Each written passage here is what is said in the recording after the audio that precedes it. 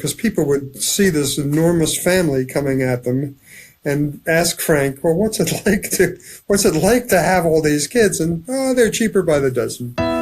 So...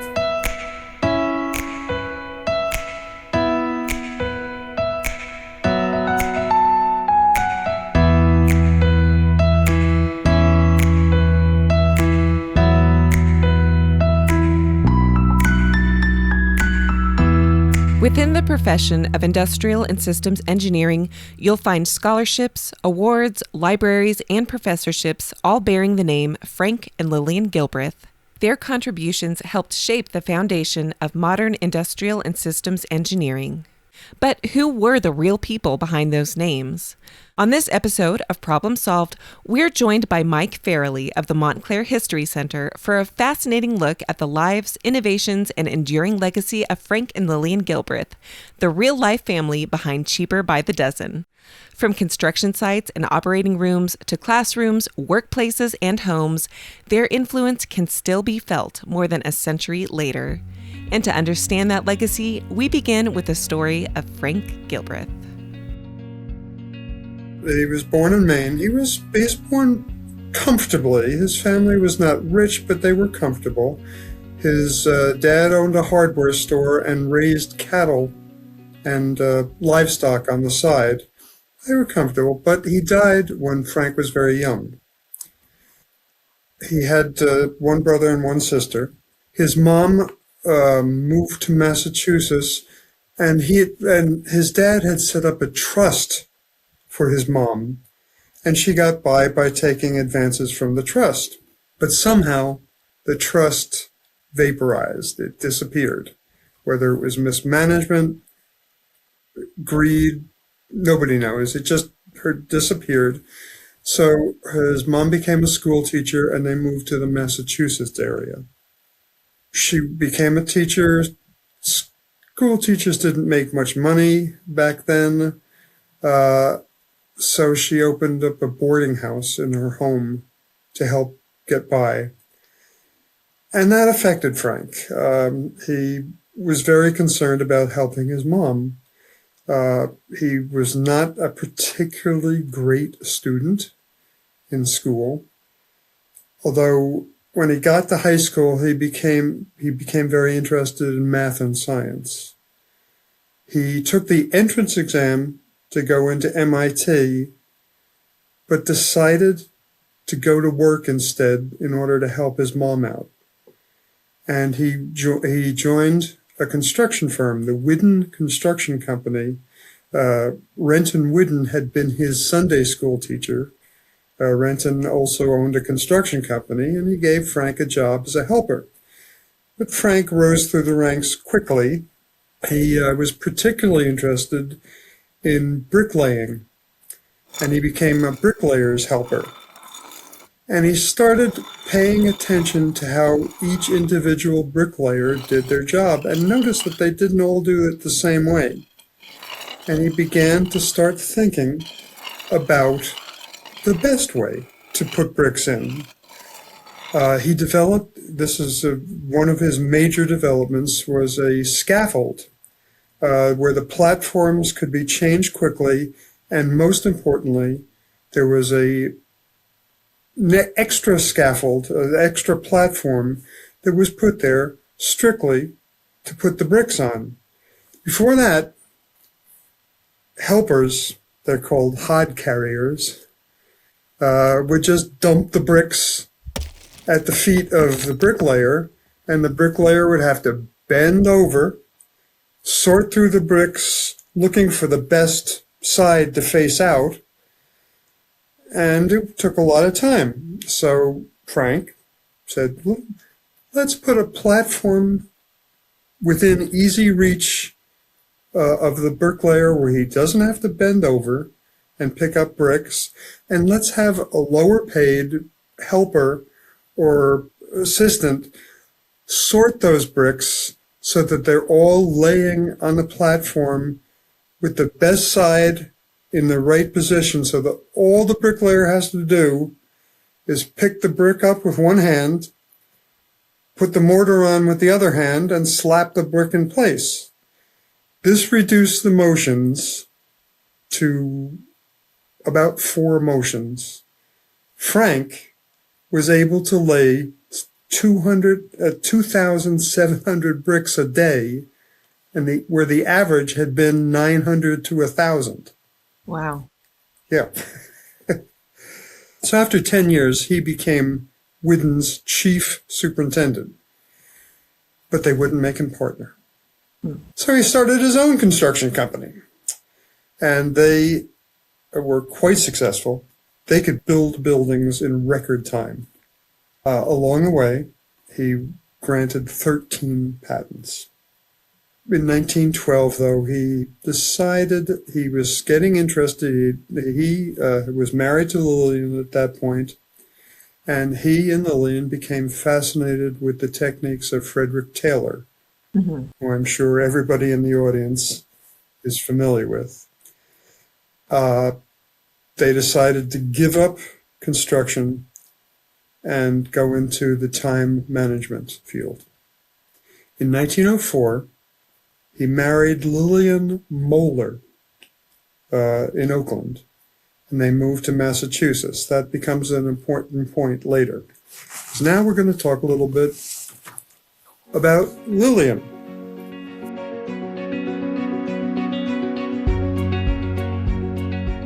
She was born in Oakland.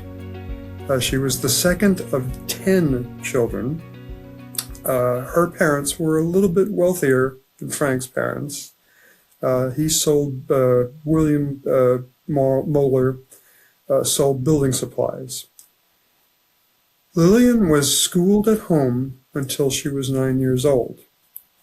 At that point, they decided to put her into the public school system, where they made her start all over again in first grade. But in a very short while, Lillian was promoted through the grades, so she caught up to people her age. She did very well in school. She did particularly well in high school, and she wanted to go to college. And her parents didn't really want her to go to college. At least they didn't want her to leave home and go to college. So she negotiated with them and got them to send her to the University of California at Berkeley. She could get there by trolley and still live at home. She graduated in 1900 with a degree in English literature, and she was the class valedictorian. And she gave the first commencement speech in the history of the university. She came east to get her master's. She started at Columbia, but she got sick. So she went home and she finished her master's back in Oakland. She still stayed with English literature, but she started taking courses on psychology, and that's where she became interested in psychology and also started to become interested in time management. She got her master's in English literature.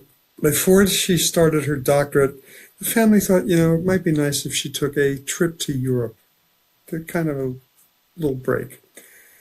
And in those days, a young woman would never take a trip like that by herself. She would always have a chaperone. Well, her chaperone turned out to be Frank's cousin. The cousin introduced her to Frank, and in 1904, they were married.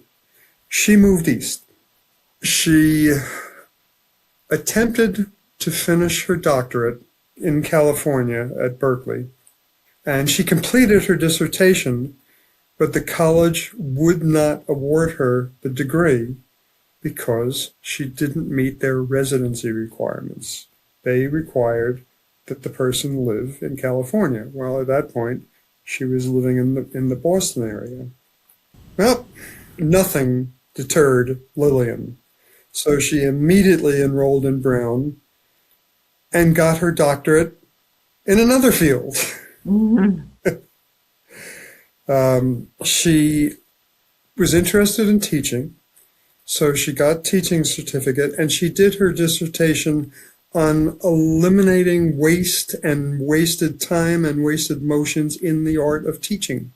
Interesting. Interesting, yes, indeed. Frank published her first dissertation, the one that the University of California would not accept. He published it later under the title Psychology of Management.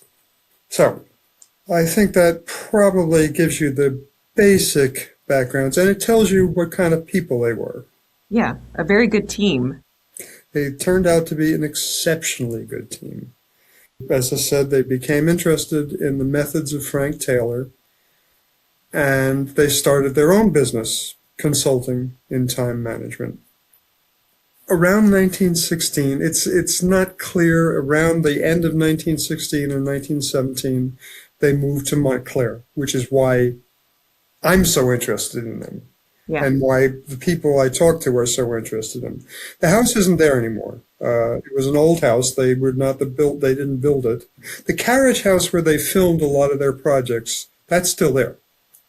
But it's behind a brand new house. Now, for their family life, they ended up having 12 kids together, right? Yes. 11. Yes, they did. 11 survived. And a 13th child died at birth. Oh.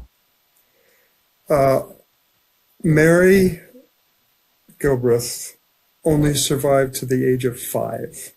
She died of diphtheria. And it's funny because they mourned her loss deeply, and they always considered that she was still part of the family. That's why they called themselves 12. There was never a time when there were 12 children altogether, because she died before, she was one of the oldest. She died before many of the younger ones were born. So there was never a time when there were actually 12 kids together. But they always thought of her as the 12th kid. I'm going to talk a little bit more about Frank, if you don't mind. In 1918, World War I, he enlisted in the Army as a consultant. Now, the Army was desperate for consultants. They needed expertise in all kinds of fields. His mission was to teach soldiers how to assemble and disassemble and reassemble small arms. They could do it quickly and in the field. Frank, with characteristic aplomb, figured out how to do it blindfolded, quickly and blindfolded, so soldiers could do it in the dark. But he got sick. He got rheumatic fever, and then he got pneumonia on top of that, and spent 4 months in the hospital before they decided to discharge him. He was sent home. Lillian nursed him back to health, but it severely weakened his heart. After that, he had heart problems. They pioneered the use of film in the study of motion and time. They would set up grids. They would make fixed grids that could be put in front of the subject or in behind the subject, and they would attach lights to their fingers and their head and any other body parts that would move and film it or do time-lapse photography. And what they were looking for were extraneous motions outside the work field. With people, so that's what they were looking for. They were looking for extraneous motions so they could figure out how to eliminate extraneous motions.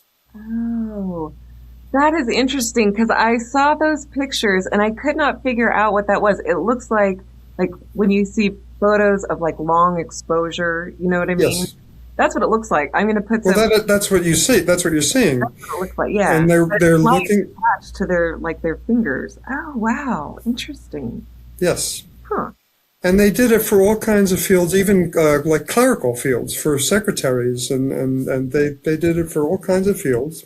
And that was their way of studying movement. The movement. Yes. And there was another way too with the clock. They would have a clock in the photos. Yes.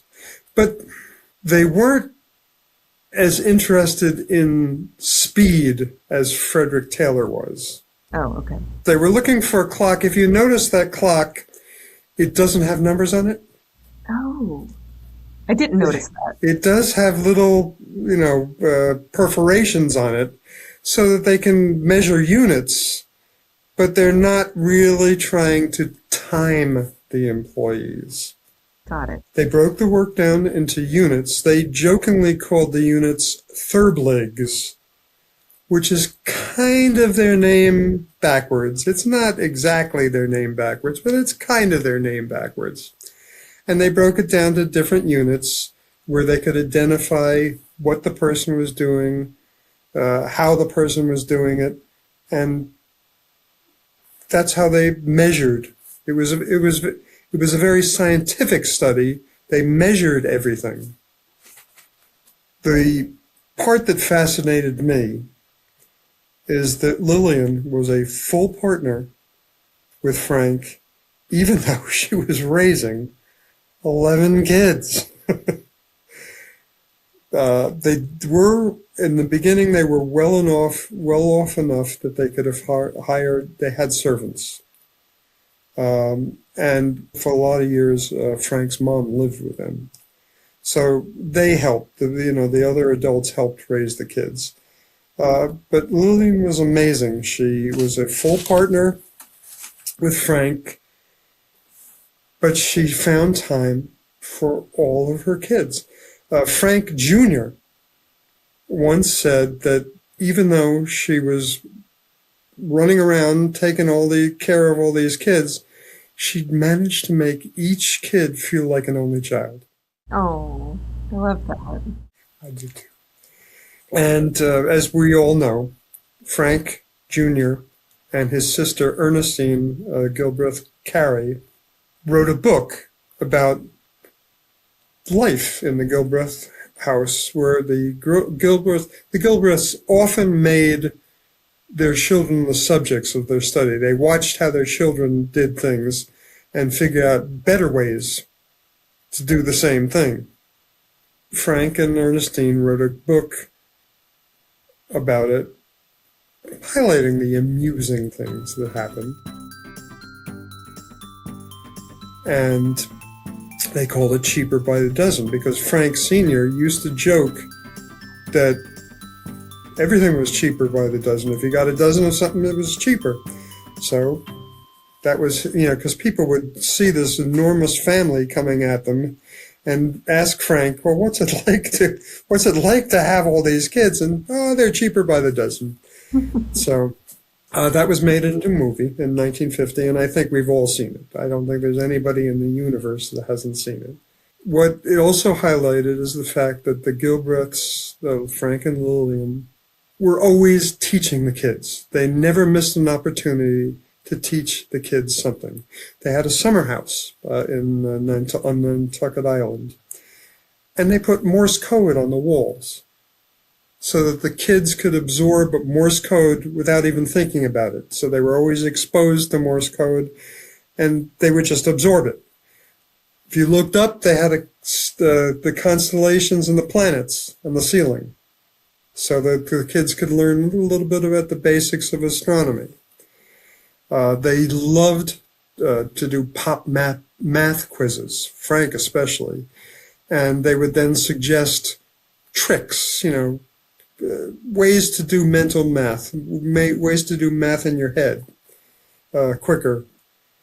They studied every field, a lot of different fields. They included surgery. When the kids got old enough that they had to have their tonsils removed, Frank decided that it was best if they did all the kids at once, and they brought the doctor to their house, and Frank decided he was going to film the operation and figure out the best way to do tonsillectomies. So they hired a photographer. They got the doctor to the house. They set it up in their carriage house. They hired this guy to come and take pictures. The guy forgot to put film in the camera, and he was so embarrassed that he just pretended to be filming the operation for the whole freaking day. I imagine he probably didn't get paid for that day. Oh my gosh. That poor guy. I feel bad for him. But what they did discover, and this is again, they're studying surgery. You don't think of time and motion studies in surgery. Back then, doctors, the surgeons, had to scramble for their own tools, their instruments that they used. The instruments were just piled on the table, just like the bricklayers' helpers used to just dump the bricks at the feet of the bricklayer. The instruments were surgically clean, but they were just dumped on a table, and the surgeon would have to fumble through them to, as he needed them. Frank said, why don't you have, and his words were, a caddy, somebody who understood surgical instruments and would be able to hand the instrument to the surgeon as requested. And that, of course, is now the standard practice. It's a surgical nurse who's skilled in surgery who hands the instruments to the surgeon. We'll talk a little bit about Lillian herself. She was a very modest, quiet, unassuming person. And if you just met her briefly, you would think she was just a humble little housewife, a mother.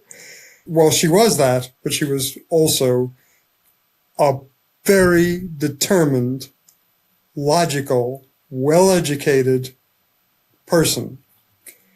She was almost a bulldog, and in many ways, even though she was the quiet partner, she was the dynamo behind Frank and Lillian's collaboration. She helped him co-wrote the books and didn't take credit for it. She herself probably published 20 books Wow. or more on the field of time and motion study. Wow.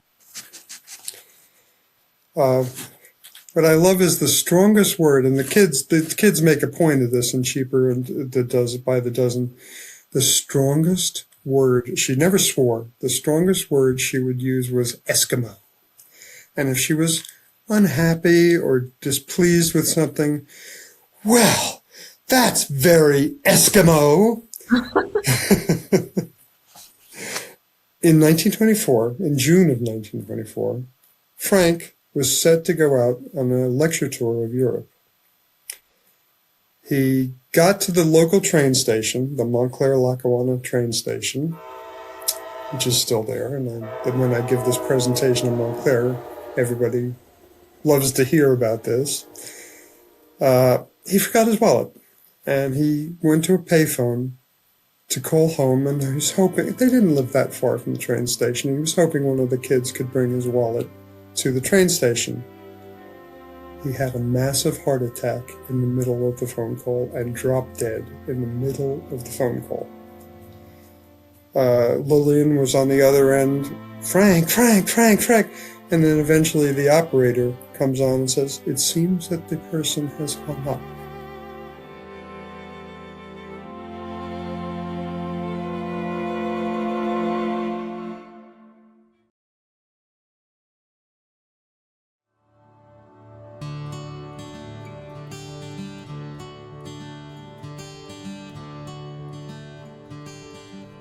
Lillian, being very logical and determined, figured out that losing Frank's income was going to affect the family deeply. So she decided she was going to finish Frank's lecture tour. So 3 days after Frank died, she set out to Europe. She sent the kids to Nantucket. By that time, there were enough older kids to take care of the younger kids, and they sent their handyman, Tom Greaves, up with them. She gave them some money. It wasn't a lot, but she gave them some money and let them go up by themselves while she went to Europe. The fourth in line, Martha, was particularly good at mental math and budgets, and she was good at organizing things. So she was assigned to organize the whole trip, to figure out how they were going to get there, to pack everything. She packed all the young kids' clothes. She forgot to pack her own clothes. Oh, no. So she got up there and she discovered, wow, she doesn't have anything to wear for a summer. So they went to a thrift shop. She found some things that she could wear, and she found a frumpy old person's bathing suit. Now, remember, this was 1920s. In the 1910s, women would wear bathing suits that had sleeves and legs, and that was considered out of fashion when Martha was a young woman.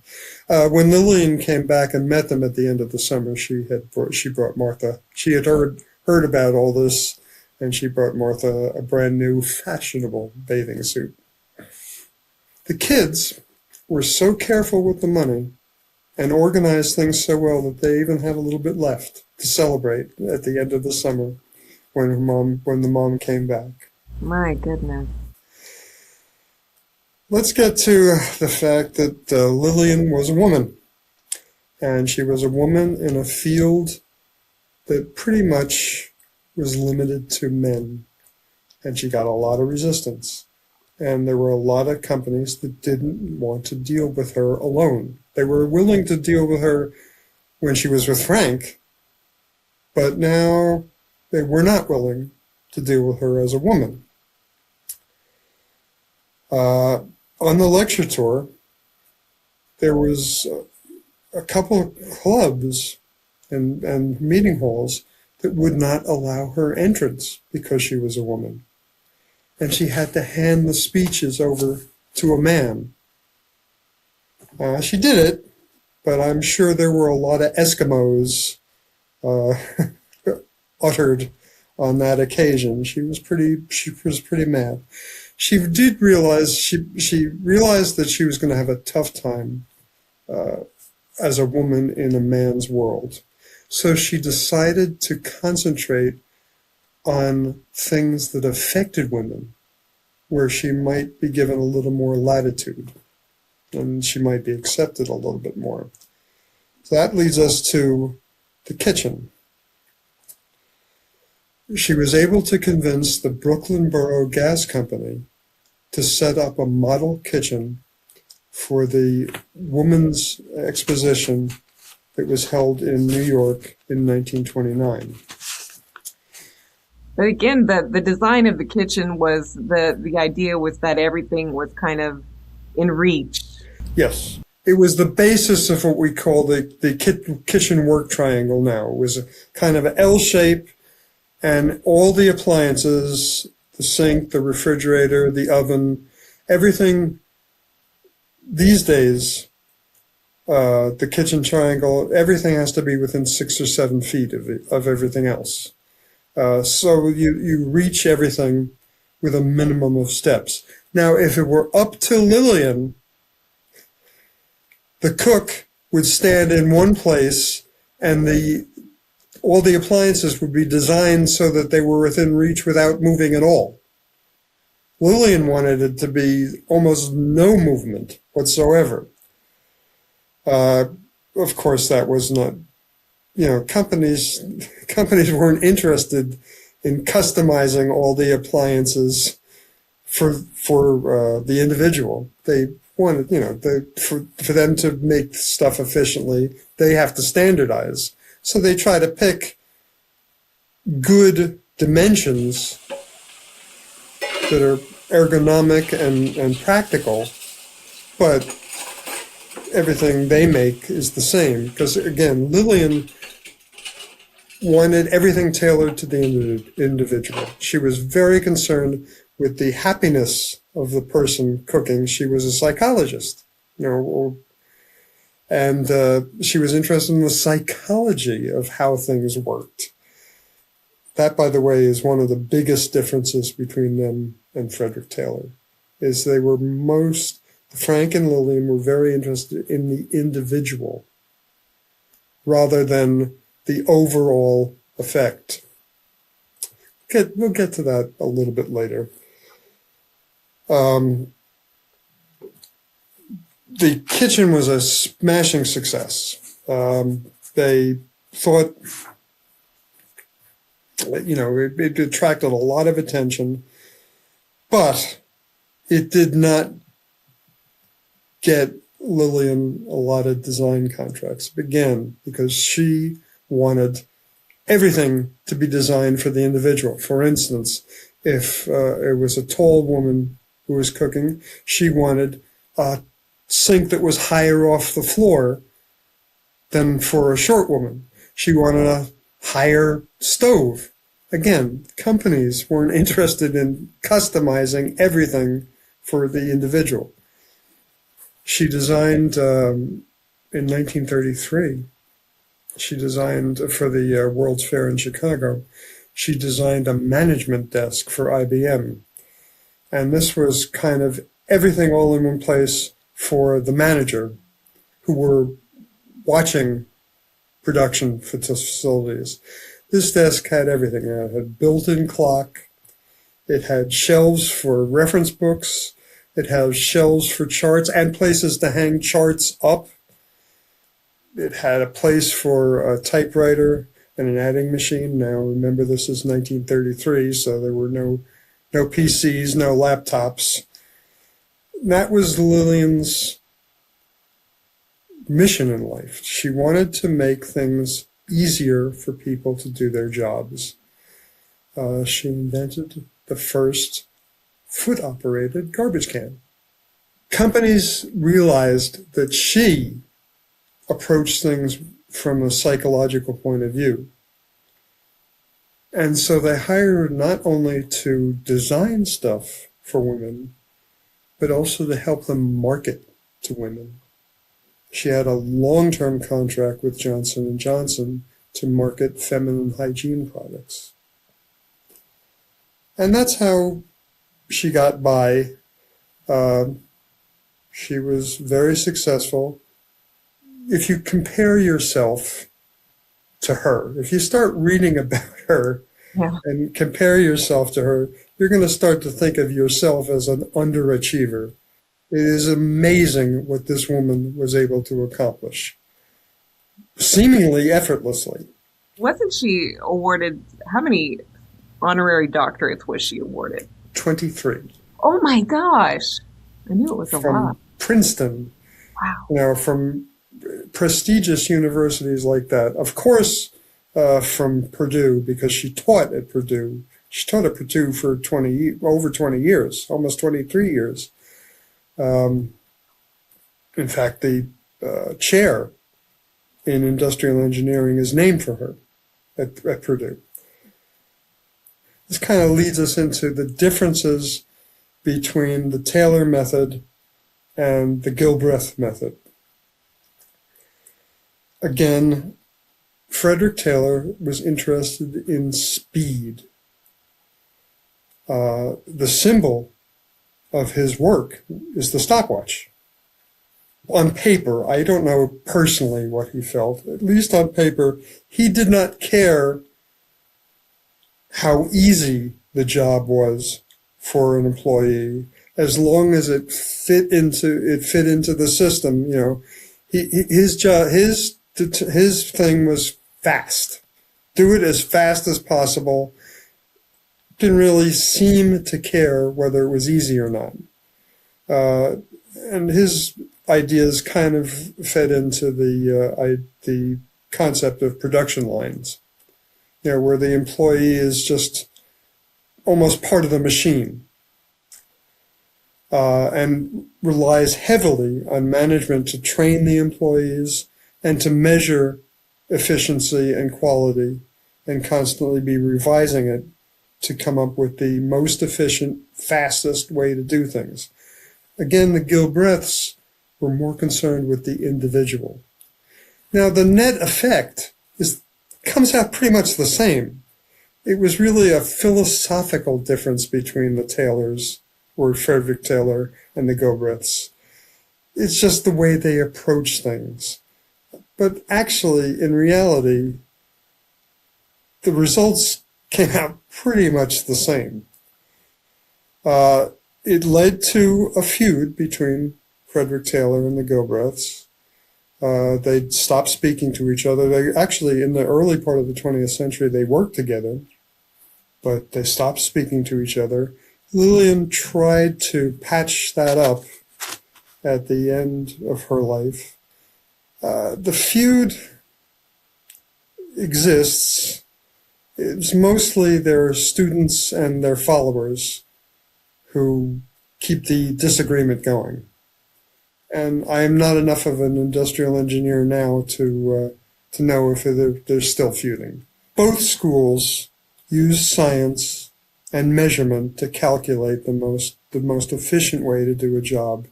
Both schools develop tools and methods to allow jobs to be done faster and more efficiently. Both schools believed that workers had to work hand in hand with management to set up the workplace to the more efficiently. Although Taylor's school kind of left the design to the management more than it did to employees. And both schools counted on management to train employees, to measure the results and the quality of the work. Lillian had known Herbert Hoover and Lou Henry Hoover in California before Herbert was president. But when Lou became First Lady, Lou got interested in Girl Scouts, and she invited Lillian to join her. So Lillian became a National Scout executive. And she was in Scouts, she stayed as Scouts for more than 20 years. Frank and Ernestine wrote a book called Bells on Their Toes. They wrote Cheaper by the Dozen, and then another book called Bells on Their Toes. That is Belles, the French word for young women, because it also got involved in telling the story about the Gilbreth women getting a little bit older, going out on dates, starting to get married, so they had to be on their toes. Oh, I see. So anyway, Lillian, Frank Jr. and Ernestine wrote a funny story about Washington. Lillian had been invited down to meet the Hoovers at the White House. The Hoovers wanted to meet the kids. Lillian, being very practical, didn't want to go out and have to buy new dresses and suits for all of the kids. So she convinced the Hoovers only to meet the boys. And she told the boys, bring your best suits.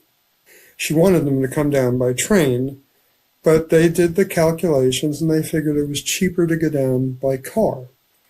Now, the couple of the older kids had bought up a beat-up, used Model T.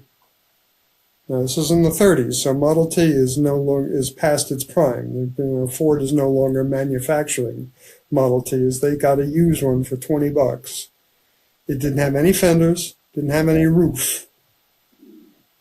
The 6 boys pile into this Model T and drive down to Washington. On the way, they have 2 flat tires. Somehow they exceeded the speed limit. They managed to get stopped by the cops a couple of times for speeding. And it started to rain. And it was pouring rain all the way from Delaware down to Washington. So they get to the hotel where their mom was staying, late, and only a couple of hours before they were supposed to meet with the president.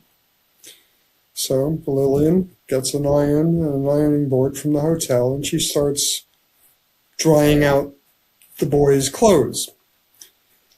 Well, Frank Jr. had just been to college. He was one of the older kids, and he wore what we would call a zoot suit, and Lillian hated it. She did not like it at all. So while she was ironing all the suits for the boys, she got a phone call, And somehow, accidentally, she left the iron on Frank's pants and burned a hole in the pants. Oh my goodness. It's just a disaster. Well, I think she did it on purpose, to be quite frank. So that they had to stop on their way to the White House. They had to stop at a department store, grab a suit off the rack real quick. And so that all 6 boys were in presentable suits. And that kind of brings us to the end of their lives. Lillian outlived Frank by 48 years, and she died in Phoenix in 1972. She got, as we mentioned before, a heap of awards. She got 23 honorary doctorates. She was accepted into the American Society of Mechanical Engineers. She was the second woman to be accepted. A woman by the name of Kate Gleason was the first woman to be accepted. The thing that really impressed the heck out of me was Lillian was given the Hoover Medal. The Hoover Medal is something that is awarded jointly by 5 different engineering societies. So they don't award it, it's not handed out lightly. It is very prestigious, and it contains a humanitarian element. She was recognized for her achievements in designing for the individual, and she especially designed for handicapped people so they could perform jobs as well as non-handicapped people. And that was all taken into consideration when she was given the Hoover Medal. The U.S. Post Office issued a stamp, a commemorative stamp in her memory in 1984. She and her husband have a permanent collection at the Smithsonian Institute, and her portrait hangs in the National Portrait Gallery in Washington. I think we just wrap it up here that although the field of time and motion studies and scientific management has moved on from the work that Frank and Lillian did, the work is solidly based on the foundation that they and others like Gantt and Frederick Taylor put in place. Absolutely. Amazing. I learned a lot. I have one question I was wondering about.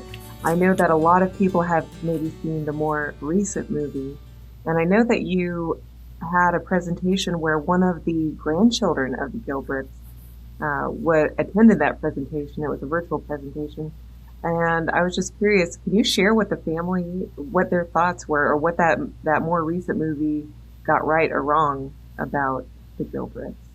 If you're talking about the one with Steve Martin, right, that had nothing to do with the Gilbreth family. right. The wife's maiden name was Gilbreth, and they had 12 kids. But after that, there was no similarity whatsoever. Right. Which is why the Gilbreth family was not real fond of that movie. Right. But a lot of people might make that correlation. I just wanted to point that one out. Really interesting. I'm going to, for everybody listening, I'm going to link the YouTube video that I watched into our show notes so that people can watch that, because that also had pictures. And yes, that would be really interesting for people to go and see those photos that we were referencing some of those photos. Well, Mike, again, thank you very much for being here. Thank you for all that amazing information. We're so glad that you shared it with us. Thanks for being here. Well, thanks, Elizabeth. And I'm really glad. I'm glad to be here. I'm glad to talk about this stuff. Absolutely. Thank you. Our thanks to historian Mike Farrelly for helping to bring Frank and Lillian Gilbreth's story to life.